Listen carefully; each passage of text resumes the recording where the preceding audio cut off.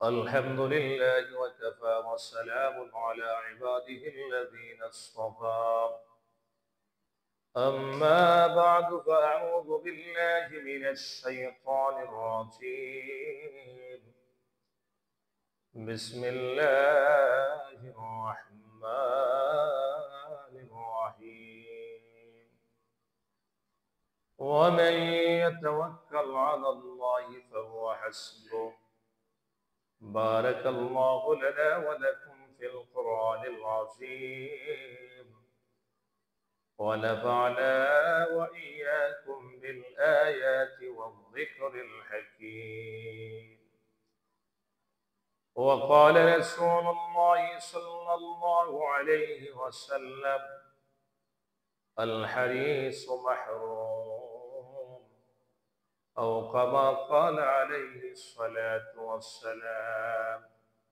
صلى الله على سيدنا ومولانا محمد وعلى آله وصحابه وسلم بلغ العلا بكماله كشف الدجى بجماله حسنت جميع خصاله صلوا عليه وآله সম্মানিত উপস্থিতি, আমি আপনাদের সামনে আজকে আলোচনা করব লোভ লালসা এবং আল্লাহ তাআলার উপরে ভরসা করা তাওয়াক্কুল সম্পর্কে। উলামায়ে কেরাম তাওয়াক্কুলের বিভিন্ন ব্যাখ্যা করেছেন। এক নাম্বার হলো, কেউ কেউ বলেছেন তাওয়াক্কুলের অর্থ হলো আল্লাহ তাআলার উপর রাজি এবং খুশি থাকা, আল্লাহ তাআলার বিধানের উপর রাজি ও খুশি থাকা। আরো কতক উলামায়ে কেরাম লিখেছেন সমস্ত দুনিয়া ছাড়িয়া একমাত্র আল্লাহ তাআলার দরবারে মিসকিন হইয়া থাকার নাম তাওয়াক্কুল। আবার আরো কেউ কেউ বলেছেন আন্তরিকভাবে আল্লাহ তাআলার উপর ভরসা করার নাম তাওয়াক্কুল। হযরত হাতেম আসাম রাহমাতুল্লাহি আলাইহি লিখেছেন তাওয়াক্কুল হলো 4 প্রকার। এক নাম্বার হলো মানুষ নিজের, কেউ কেউ আছে তার শক্তি শরীরের উপর নির্ভর করে। 2 নম্বরে কেউ কেউ তার ধন সম্পদের উপর নির্ভর করে ভরসা রাখে। 3 নম্বরে হলো কেউ কেউ আবার অন্যের উপর ভরসা রাখে। আর 4 নম্বরে হলো যে তাওয়াক্কুল একমাত্র আল্লাহ তাআলার উপর ভরসা করে।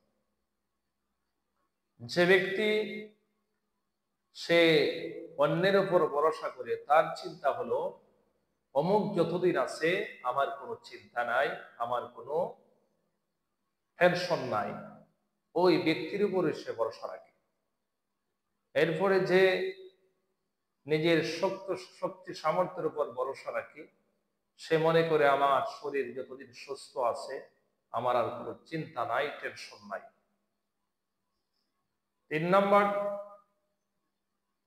যে ব্যক্তি ধন সম্পদের উপর ভরসা রাখে, সে বলে আমার তো ধন সম্পদ আছে, টাকা পয়সা আছে, এজন্য সে তার নিজের ধন সম্পদের উপর ভরসা রাখে। 4 নম্বরে হলো তাওয়াক্কুল আল্লাহ তাআলার উপর ভরসা করা। প্রথম 1 থেকে 3 পর্যন্ত এই যে মানুষ ধন সম্পদের উপর ভরসা রাখে, জনবলের উপর ভরসা রাখে, শরীরের শক্তি সামর্থ্যের উপর ভরসা রাখে, এগুলা হলো মূর্খ বা অজ্ঞ লোকদের কাজ।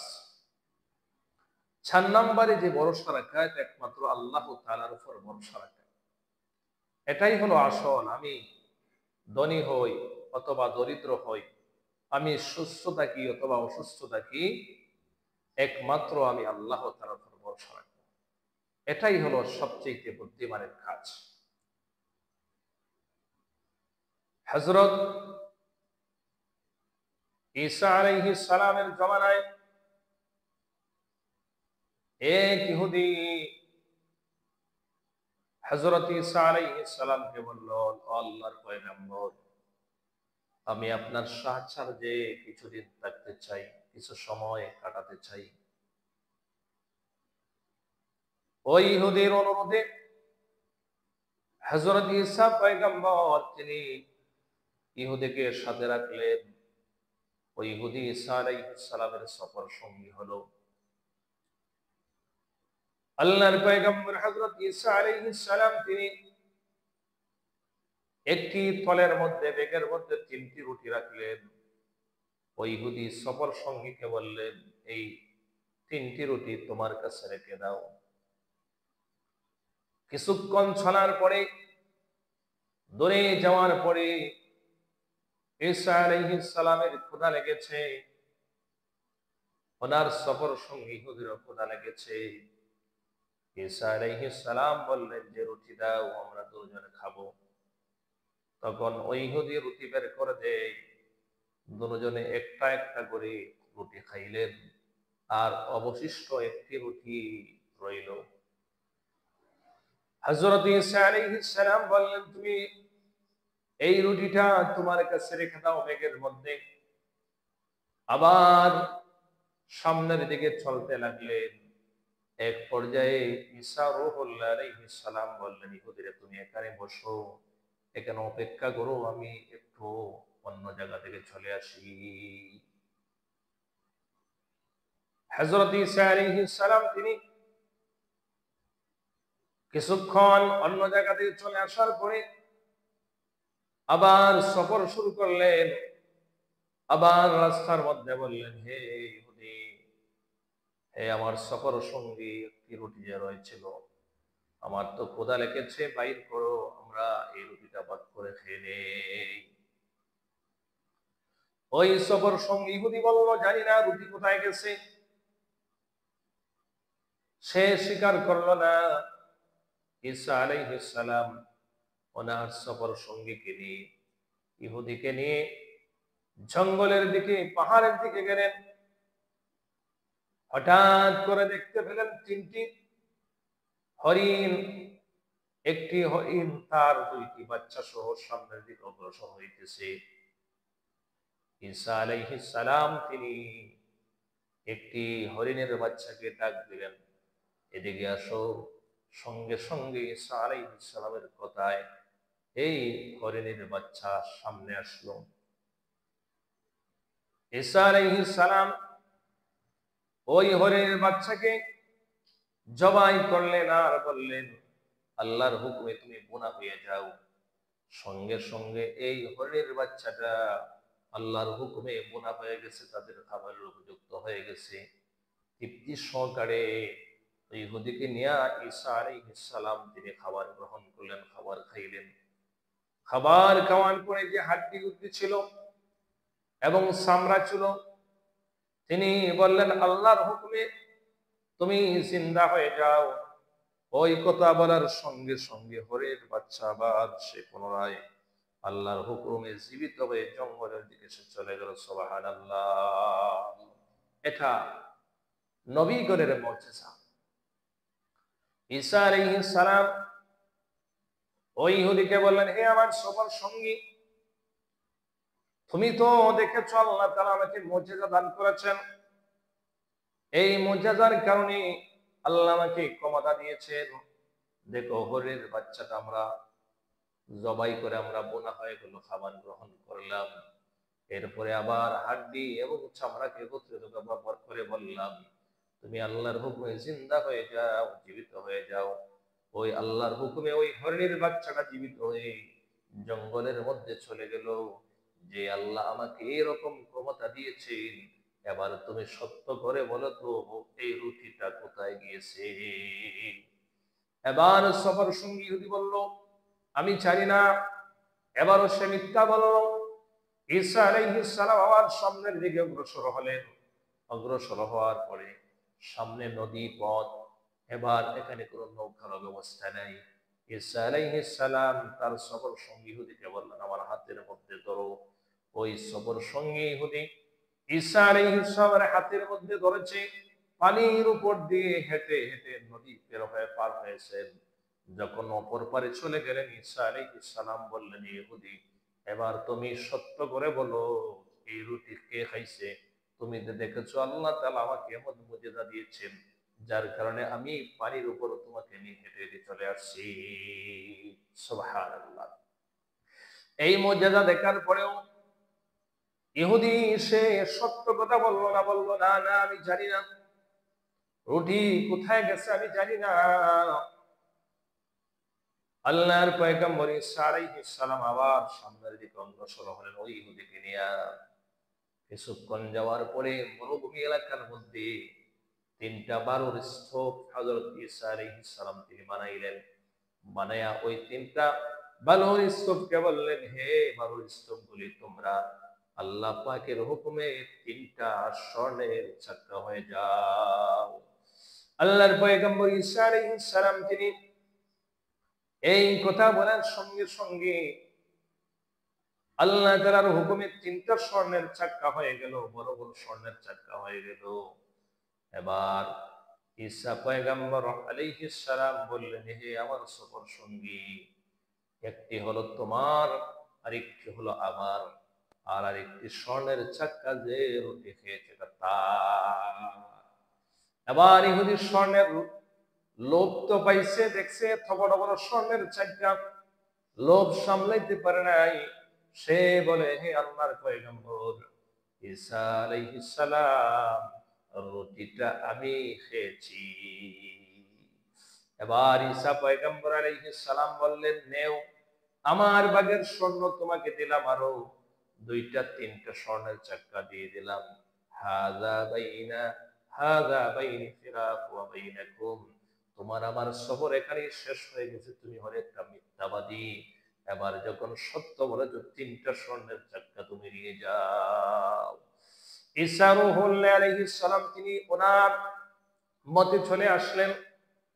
এবার ইহুদি তো সে বড় বিপদের মধ্যে পড়েছে যে তিনটা স্বর্ণের চাকা, সে একদিক খুশিও যে এখন তো আমার তিনটা স্বর্ণের চাকার আমি মালিক হয়ে গেছি।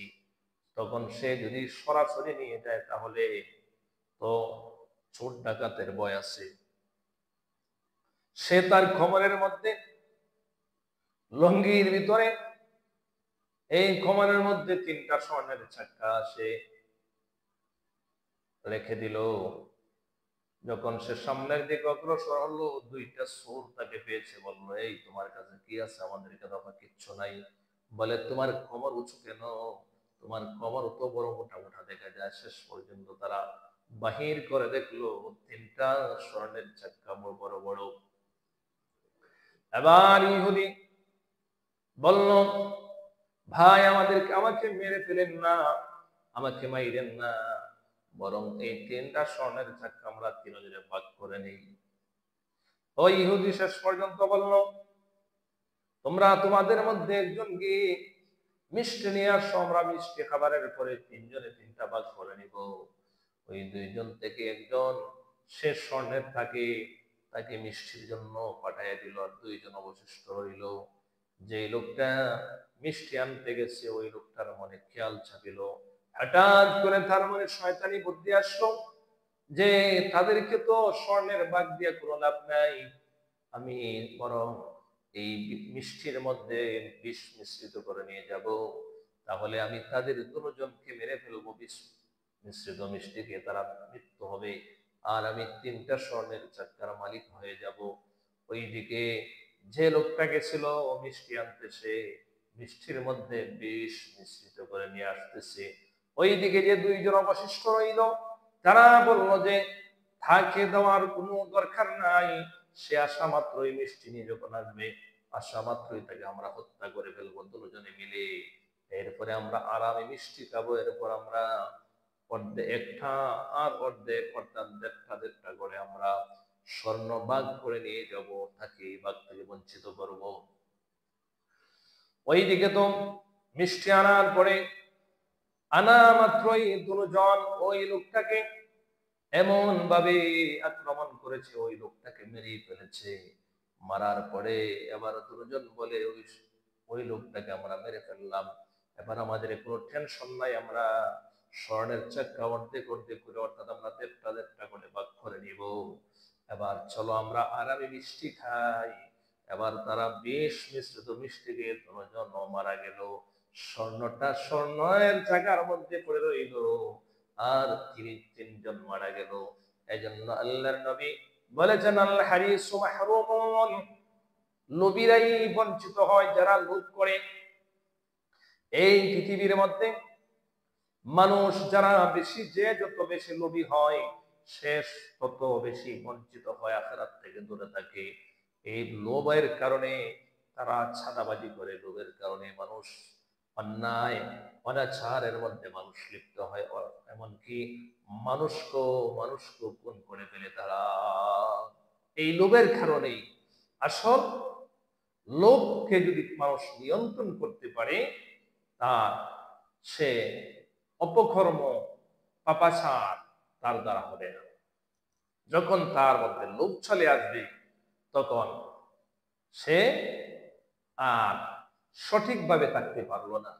লোভ এসে গেলেই তার মধ্যে পাপাচারের মধ্যে সয়লাভ করে নেবে। এই জন্যই পৃথিবীর মধ্যে আমরা যে মানুষ যে বসবাস করে, বিশেষ করে বাংলাদেশের মধ্যে যারা লোভী হয়, তারা যত আছে আছে এরপর আরো চাই আরো চাই, কিভাবে মানুষকে ধোঁকা দেওয়া যায়, কিভাবে মানুষকে ছাদাবাজি করে নেওয়া যায়, মানুষকে চুরি করে বাটফারি করে বিভিন্ন ভাবে মানুষ এই লোভের বশবর্তী হয়ে শেষ পর্যন্ত ধরা খায়। এজন্য মুসলমান ইমানদার, আমরা সব সময় মহান আল্লাহ তাআলার দরবারে আমরা আল্লাহ তাআলার উপর ভরসা করব। আল্লাহ তাআলা আমার তেলাওয়াত কিতায়াত অংশের মধ্যে আল্লাহ বলেছেন, ওয়া মাইয়াতাওয়াক্কাল আলাল্লাহি ফাহুয়া হাসবু, যে ব্যক্তি আল্লাহ তাআলার উপর ভরসা রাখে এবং সমস্ত কাজকর্ম যা কিছু আছে তা আল্লাহর উপরে ছাড়িয়ে দিবে, আল্লাহ তাআলা তার জন্য যথেষ্ট হবেন। সুবহানাল্লাহ। এজন্য মুসলমান ইমানদার, আমরা সব সময় আল্লাহ তাআলার উপর ভরসা করব। আমরা তো আমাদের চাকরি করব, ব্যবসা করব, কৃষি কাজ করব, যে যে পেশায় হালাল তরিকায় যে পেশাই করব, পাশাপাশি আমরা আল্লাহ তাআলার উপর ভরসা রাখবো। তাহলে আল্লাহ তাআলা আমাদেরকে যথেষ্ট পরিমাণ সন্তুষ্ট রাখবেন। কারণ যারা আল্লাহর উপর ভরসা রাখে তারা লোভী হতে পারে না, তারা অল্পে তারা তুষ্ট থাকে। এজন্য মুসলমান ইমানদার, হযরত ইবনে আব্বাস রাদিয়াল্লাহু তাআলা থেকে বর্ণিত, রাসূল করিম সাল্লাল্লাহু আলাইহি ওয়াসাল্লাম বলেছেন, যে ব্যক্তি সবচেয়ে বেশি সম্মানিত হতে পছন্দ করে সে যেন আল্লাহ তাআলার উপর ভরসা রাখে। যে ব্যক্তি সবচেয়ে ধনী হওয়ার আকাঙ্ক্ষা রাখে সে যেন আল্লাহ তাআলার উপর ভরসা রাখে।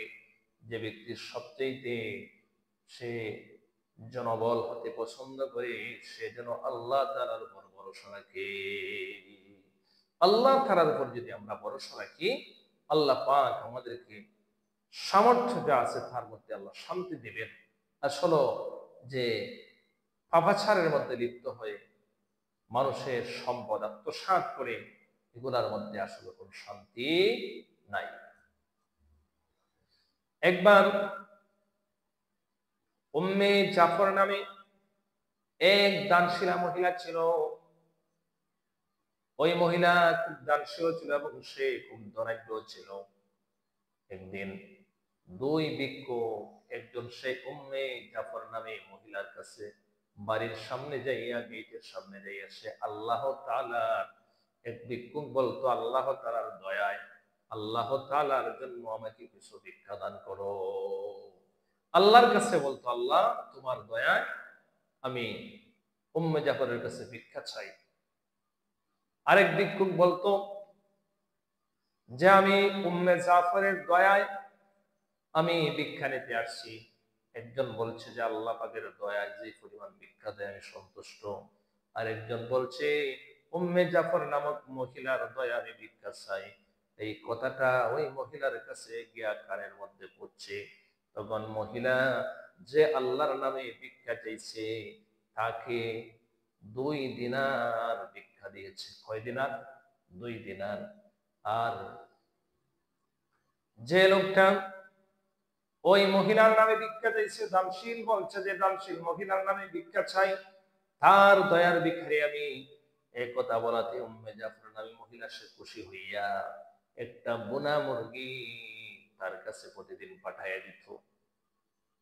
এইভাবে 10 দিন তারা ভিক্ষা করেছে। আর প্রথম দিন থেকে যে ভিক্ষুকটা উম্মে জাফর নামক মহিলার দয়ার ভিখারি ছিল, ওই ভিক্ষুকে তার মুরগিটা যে লোকটাকে উম্মে জাফর যে আল্লাহর নামে ভিক্ষা চাইত, উম্মে জাফর 2 দিনার দিত। 2 দিনারের বিনিময়ে যে উম্মে জাফরের দয়ার ভিখারি ছিল সে ওই আল্লাহর দয়ার ভিখারির লোকের কাছে সে বিক্রি করে দিত। অর্থাৎ যে আল্লাহর নামে ভিক্ষা চাইত তারে তো 2 দিনার দিত, আর যে উম্মে জাফর নামক মহিলা দানশীল মহিলার নামে ভিক্ষা চাইতো দয়ার ভিখারি, সে মুরগিটা ওই ভিক্ষুকের কাছে 2 দিনারের বিনিময়ে বিক্রি করে দিয়েছে। এইভাবে মহিলা 10 দিন তাদেরকে দিয়ে আসছে। 10 দিন পরে এবার উম্মে জাফর দানশীল মহিলা সে যে তার দয়ার ভিখারি ছিল তার অবস্থা জানতে চাইল। জানার পরে ওই যে উম্মে জাফরের নামে দয়ার ভিখারি ছিল সে বলল, আমি তো একটা মুরগি মাত্র পেয়ে পাইতাম, সে 2 দিনার পাইতো, এজন্য আমি 2 দিনারের বিনিময়ে আমি মুরগিটা বিক্রি করে দিতাম। ওই দানশীল মহিলা বলেছিল, আসলে যারা আল্লাহর দয়ার ভিখারি থাকে তারা এই সফল হয়, তুমি মাখলুকের দয়ার ভিখারি হয়েছো, আমার দয়ার ভিখারি হয়েছো। আমার দয়ার ভিখারি হওয়ার কারণে আমি তোমার মুরগির বোনা মুরগির ভিতরে আমি 10 দিনার আমি স্বর্ণ মুদ্রা তোমাকে দিয়েছি, কিন্তু সে যে আল্লাহর নামের দয়ার ভিখারি ছিল এই জন্য সেই পেয়ে গেছে। সে তো 10 দিনে 100 স্বর্ণ মুদ্রার মালিক হয়ে গেছে, এর মধ্যে মুরগিও সাথে। এই জন্য এই ঘটনা থেকে স্পষ্ট প্রতিমান হয় যে আমরা সব সময় আল্লাহ তাআলার উপর ভরসা রাখবো। আল্লাহ তাআলার উপর যদি আমরা ভরসা রাখি, আল্লাহ সুবহানাহু ওয়া তাআলা আমাদের জীবনের মধ্যে আমাদের জীবনে আল্লাহ পাক শান্তি দান করবে, অল্পের মধ্যে আল্লাহ পাক শান্তি দান করবে। এজন্য আমরা আল্লাহর দয়ার ভিখারি হব, আল্লাহর উপর সব কাজে আমরা ভরসা করব। হযরতে মালিক ইবনে দিনার রাহমাতুল্লাহি আলাইহি বিখ্যাত একজন ওলি ছিলেন। তিনি একবার হজের মৌসুমে হজের জন্য রওনা হয়ে গেলেন। হাঁটতে হাঁটতে রাস্তার মধ্যে তিনি লক্ষ্য করলেন যে জঙ্গলের দিকে যাওয়া লাগে। লক্ষ্য করলেন যে একটি কাক তার ঠোঁটের মধ্যে টুকরা একটি রুটি নিয়ে আসে জঙ্গলের দিকে সে যাইতেছে। হঠাৎ করে মালিক ইবনে দিনার রাহমাতুল্লাহি আলাইহি তিনি একটু আশ্চর্যান্বিত হলেন যে কাকের ঠোঁটের মধ্যে আস্তা একটা রুটি, ওই রুটি সে কোথায় নিয়ে যায় তিনি লক্ষ্য করলেন একটা গাছের কাছে। যাইয়া সামনের দিকে হযরত মালিক ইবনে দিনার রাহমাতুল্লাহি আলাইহি তিনি অগ্রসর হলেন। অগ্রসর হওয়ার পরে দেখতে পেলেন একটা লোক, সে গাছের সাথে 2 হাত বাঁধা, হাত পা বাঁধা। ওই লোকটাকে দূর থেকে দেখতে পেলেন ও একটি কাক সে রুটি খাওয়াইতেছে আর তার ঠোঁট দ্বারা পানিও খাওয়াইতেছে। সুবহানাল্লাহ। উনি যাওয়ার পরে কাক চলে গেল। হযরত মালিক ইবনে দিনার রাহমাতুল্লাহি আলাইহি ওই লোককে জিজ্ঞেস করলেন, ও ভাই তোমার কি কেমন অবস্থা? ওই লোকটা বলল, আমিও হজের জন্য রওনা হয়েছিলাম, রাস্তার মধ্যে ডাকাত দল আমার টাকা পয়সা স্বর্ণ মুদ্রা নিয়ে গেছে আর আমাকে গাছের সাথে বেঁধে গেছে।